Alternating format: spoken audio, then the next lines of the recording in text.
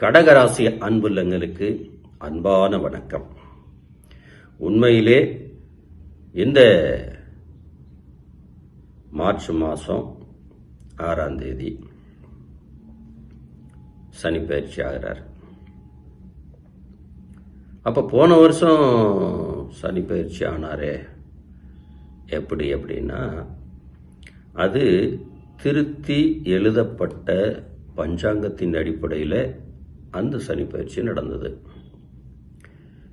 இது வாக்கிய பஞ்சாங்கம். இதுதான் நம்மளுடைய முன்னோர்கள் முதலாக எழுதியது. அந்த பஞ்சாங்கத்தின் அடிப்படையில் கோவில்கள், வழிபாட்டு ஸ்தலங்களிலே சனி பகவான் அந்த பயிற்சிக்கு உண்டான அந்த வரவேற்பு நிகழ்ச்சி எல்லாம் இந்த நாளில் தான் நடக்கும். கடகராசிக்கு இப்போதாங்க பாகிஸ்தானத்துக்கு சனி பகவான் போகிறாரு. போகிற இடம் குருவோட வீடு.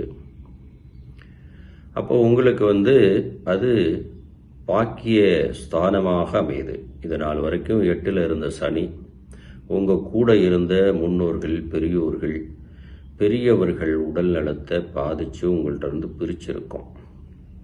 ஆனால் இப்போ பாகிஸ்தானத்துக்கு போகிறதுனால அடித்தது யோகம்.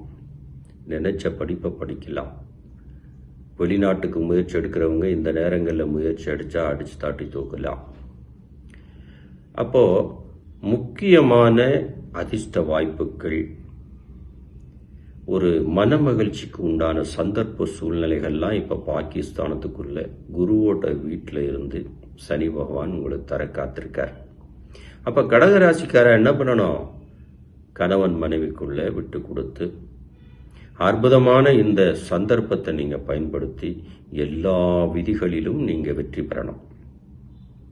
ஒவ்வொன்றையும் நீங்கள் தெளிவாக முடிவெடுத்துக்கிடணும். இப்போதான் 8ஆம் இடத்துல இருந்த சனி 9க்கு மாறுகிறார்.